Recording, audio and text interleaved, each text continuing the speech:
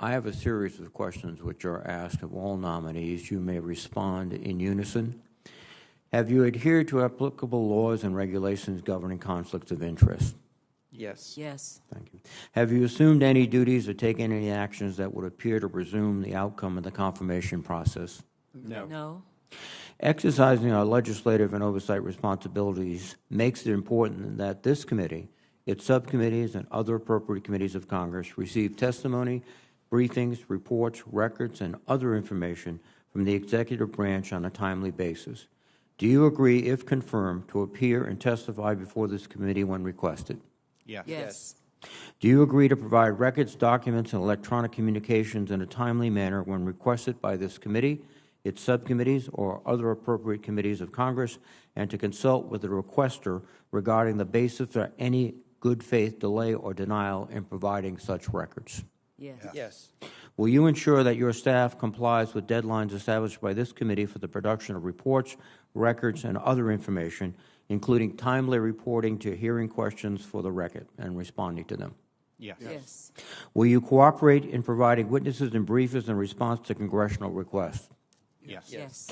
Will those witnesses and briefers be protected from reprisal for their testimony or briefings? Yes. Yes. Thank you very much. Dr. LaPlante, we are at a historic turning point, and the question is, will this and will we emerge more secure or, frankly, less secure? And part of the manifestation of that is the fight in Ukraine right now, which has Russia against the very valiant Ukrainian people, but there is a possibility of escalation that could be very dangerous. We're in a situation where we have technological improvements.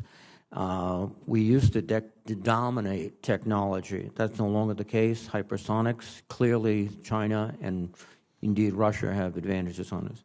And finally, we're about to emerge for the first time in the history of the world in a trilateral nuclear competition, no longer bilateral. The Soviet Union, the United States, no, it's China, Russia, and the United States. With those thoughts, what are the first several practical steps you intend to take to get us to address these issues? Senator.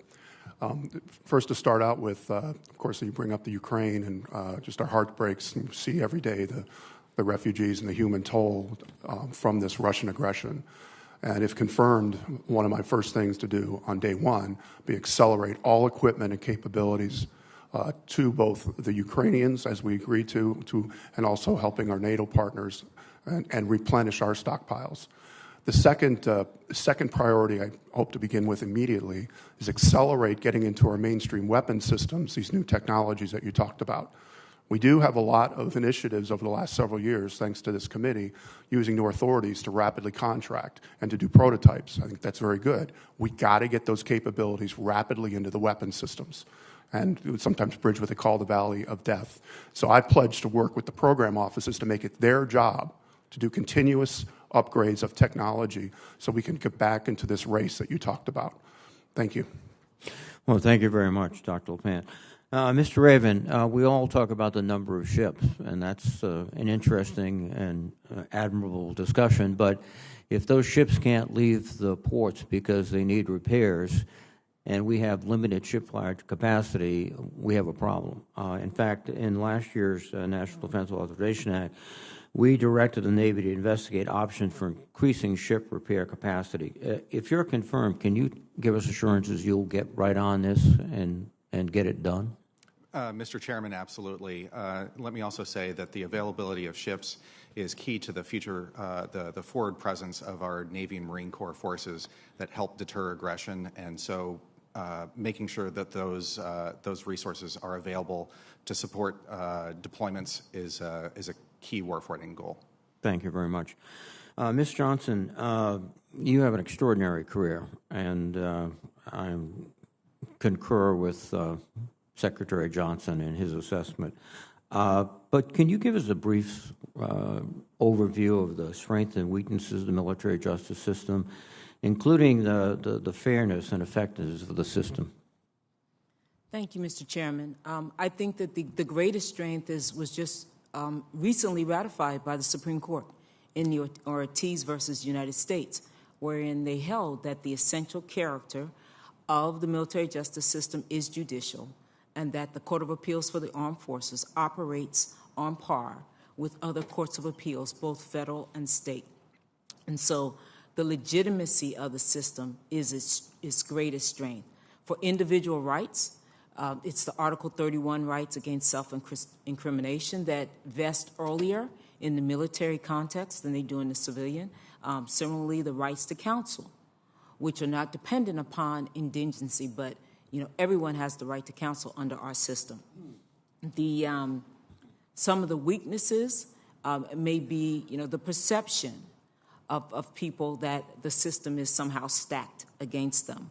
But that comes into the fairness and the equity of the system, and that we must ensure that there's integrity in the process at each stage, everywhere along that line, and having the Court of Appeals as a civilian oversight of that system helps to ensure that.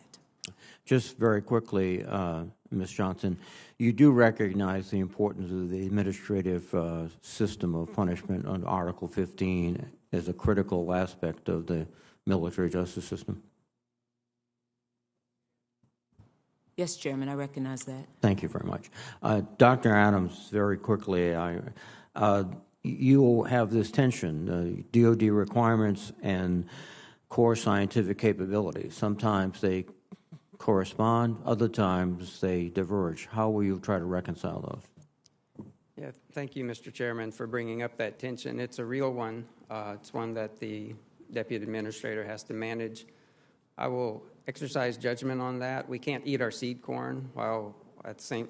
We have short-term needs that are very pressing, but we can't lose sight on a long-term picture either, and we have to continue to develop those science and technology capabilities that will meet our future challenges. Thank you very much, Doctor. Senator Inhofe, please.